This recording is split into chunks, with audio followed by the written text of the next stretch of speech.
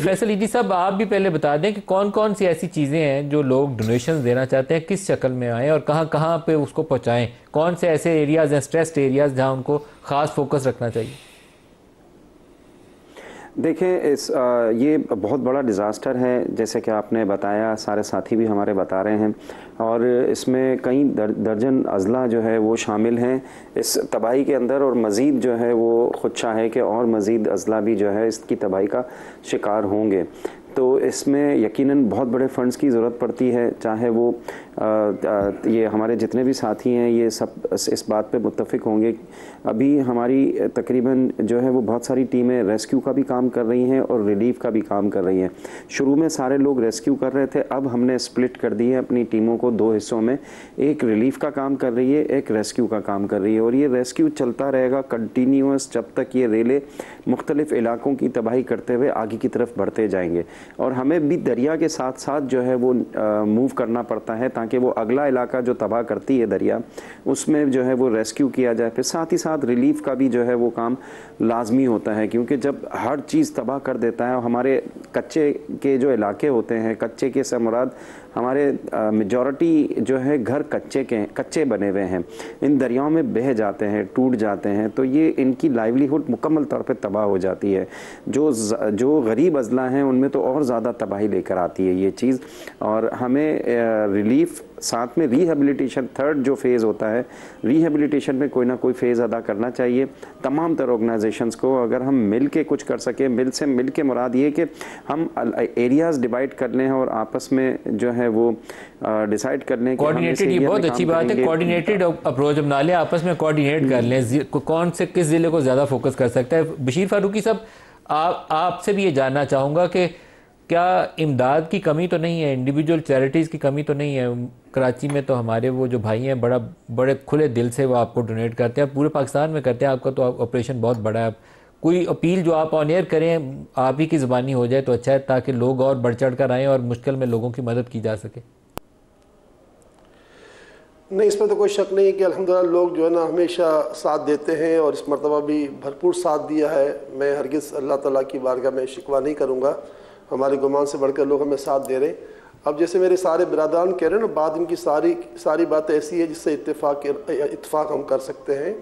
देखें, एदी साहब बात कर रहे थे, अमजद साहब बात कर रहे थे, अल खिदमत से बात हो रही थी, तो इसमें कोई शक नहीं है कि एक रियासत है, रियासत इसकी एक थोड़ी जिम्मेदारी बनती है। जैसे मैं कराची सिंध हुकूमत ने जो इदारे कायम किए हैं इस काम के लिए, उन्होंने मेरे से आके मीटिंग की थी मेरे इदारे में टाइम लेकर, तो हमने कहा सर हम तो हाजिर हैं, हमने माजी में अल्लाह ने जो हमसे करवाया हमने किया, अब भी करेंगे। और जैसे हजरत के 3 इसके जो स्टेप होते हैं, पहले रेस्क्यू है, फिर रिलीफ है, और फिर इनकी ज़िंदगी को बहाल करना है। तो जैसे अमजद साहब ने बात की, हम भी उसी के लिए तैयार हैं। मैं तो चाहूँगा कि रियासत वफाकी सतह पर हम जैसे इदारों को अगर बुलाना चाहें तो हम चले जाते हैं, वरना मैं चाहूँगा कि ठीक है हमारी लाइन दुरुस्त कर दें कि भाई आप यहाँ ठहरो, आप यहाँ करो, वो जो जहाँ करने चाहे करें, हम साथ हैं हजरत। और दूसरी बात है कि अपील की बात करो तो अपील तो के बारे में आपने की तो ठीक है, जितना भी पैसा होगा कम है, जो पैसा आ रहा है उसमें तो कोई शक नहीं, बहुत आ रहा है, बहुत आ रहा है। अच्छा, सिर्फ पैसा नहीं आ रहा, लोग अपना अनाज भी दे रहे हैं, पानी भी दे रहे हैं, बच्चों के सामान दे रहे हैं, बिस्किट दे रहे हैं, जो हम कर रहे हैं, लेकिन जितना भी करेंगे कम है। अगर लोग देना चाहें तो मोस्ट वेलकम, हमारी वेबसाइट, सबकी वेबसाइट मौजूद है, चाहे वाल खिदमत हो, चाहे एदी फाउंडेशन हो, चाहे सैलानी हो, सबकी खिदमत मौजूद है, कर सकते हैं जो। अमजद साहब जो एक चीज़ मुझे अभी अपने सारे ये जो ख़ास मेहमान हैं इनकी बातों से सामने आई है कि एक कोऑर्डिनेटेड अप्रोच जो है ना उसकी अभी ज़रूरत है। शायद आप कोई लीड रोल ले लेना चाहिए, ये 3-4 जो बड़े ऑर्गेनाइजेशन हैं इनको भी साथ लें, और अगर कोई NDMA का नुमाइंदा आप लोगों के साथ कोऑर्डिनेशन में आ जाए तो और भी अच्छा होगा कि पूरे पाकिस्तान में जहाँ सरकार को कमी है, उसको मदद की ज़रूरत है, तो कहीं बशीर फारूकी साहब आ जाएँ, कहीं ईदी साहब आ जाएँ, कहीं अल खिदमत आ जाए, कहीं अमजद साकिब आगे आ जाए, तो एक कोऑर्डिनेशन हो जाए तो ज़्यादा लोगों की मदद की जा सकती है। अमजद साहब। जी बिल्कुल, आप दुरुस्त फरमा रहे हैं। देखें, ये बहुत ही अहम बात है, क्योंकि हमारे तजर्बे में आया है, देखने में ये आया है कि कई जगहों पर हम जैसे बहुत सारे अदारे चले गए और कई जगहों पे शायद कोई भी नहीं जा सका।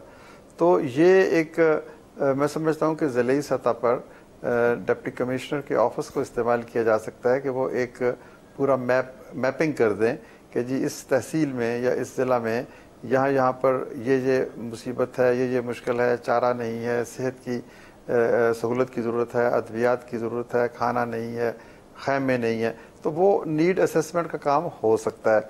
और फिर उसके बाद उस ज़िले में जितनी भी NGOs हैं, देखिए आपने 4 NGOs को बुलाया, ये बड़ा अच्छी बात है।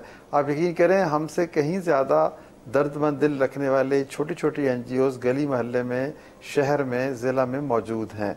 तो उन सबको अगर एक छतरी तले लाकर ये कोऑर्डिनेशन के ज़रिए से डिस्ट्रीब्यूशन दे दी जाए, जोग्राफिकल डिस्ट्रीब्यूशन, तो मैं समझता हूँ कि ज़्यादा फ़ाल तरीके से हम काम कर सकते हैं। ठीक है, हर शख्स को ये चीज़ें मिलनी चाहिए, लेकिन किसी को बहुत कुछ मिल जाता है और कोई जो है हमारा भाई बहुत से चीज़ों से, बल्कि किसी एक शय से भी जो है उस तक नहीं पहुंची, वो महरूम रह जाता है। तो ये हम तो तैयार हैं ज़ाहिर है, लेकिन इसके ऊपर जो रजिस्ट्रेशन अथॉरिटीज़ होती हैं, जिनके पास ये NGOs रजिस्टर होती हैं, जो रेगुलेट करते हैं इनको, जो इनको फैसिलिटेट करते हैं, सोशल वेलफेयर डिपार्टमेंट है या कोई और मुख्तलिफ महकमे हैं या डिप्टी कमिश्नर है, तो ज़िले सतह पर मैं समझता हूँ कि एक कॉन्फ्रेंसेस इस किस्म की या सेमिनार या वर्कशॉप होनी चाहिए जिसमें सब लोग बैठें और सुबह से लेके दोपहर तक 2-4-5 घंटों में ही वो पूरे नक्शा सामने एज ए मेट्रो प्रिंसिपल तो NDMA को एक कोऑर्डिनेशन का ऑफिस कायम करना चाहिए, जहां तमाम नेशनल लेवल की जो NGOs हैं उनके साथ एक राब्ता साजी का अमल करके तो काम की जो तकसीम है एरियाज जो है उसको डिस्ट्रीब्यूट किया जा सके। मैं पिछले कुछ दिनों से एक चीज़ को बार बार कर रहा हूँ, प्रोग्राम के एंड पे उसको दोबारा हाईलाइट करना चाहूँगा कि अपनी कोताही सीखना चाहिए। 2010 में जो कुछ गलतियां की, 22 में की, हमने अभी भी सीखा नहीं। वो ये था कि क्लाइमेट की चेंज की जो तबाही है उसके मुताबिक अपने आप को आपने कंसिस्टेंट नहीं बनाया या नया ऐसा इंफ्रास्ट्रक्चर बनाया है जिसमें आपने कोताही की है, तो आप पहले से ज़्यादा अपने लिए बड़ा गड्ढा खोद रहे हैं जिसमें आप दोबारा गिरेंगे और उसका इल्ज़ाम किसी के ऊपर आप सर पे नहीं रखेंगे। रूडा का बार बार तज़किरा होता है और बहुत पॉपुलर सब्जेक्ट रहा है इस पूरे अरसे के अंदर। पूरा पाकिस्तान डूब गया लेकिन रूडा सबसे ज़्यादा डिस्कस हुआ। रूडा 2022 में ये अथॉरिटी कायम हुई, उससे पहले इस इलाके के अंदर मुख्तलिफ सोसाइटीज़ मौजूद थीं और एक नाम जिसको बहुत ज़्यादा डिस्कस किया गया वो अलीम ख़ान का नाम है। अलीम ख़ान इसी इलाके के अंदर, रूडा वाली बेल्ट के अंदर 2006 में एक हाउसिंग सोसाइटी थी जिसको उन्होंने 2010 में ख़रीदा थ्रू बैंक, और उसके पास उनके NOCs वगैरह सारे मौजूद होंगे, तो इस इलाके में उन्होंने काम करना शुरू कर दिया। ये थ्रू बैंक डील हुई थी। 2022 में रूडा ने लैंड एक्विजिशन के लिए मुख्तलिफ डेवलपर्स को रीट, जिसको वो रियल स्टेट इन्वेस्टमेंट ट्रस्ट कहा जाता है, उसको लाइसेंसेस दिए। उसके अंदर हमारे आरिफ हबीब साहब हैं, इजाज़ गौहर साहब हैं, टब्बा साहब हैं, बहुत बड़े बड़े नामी ग्रामी काबिल एहतराम लोग हैं जिनको दिए गए।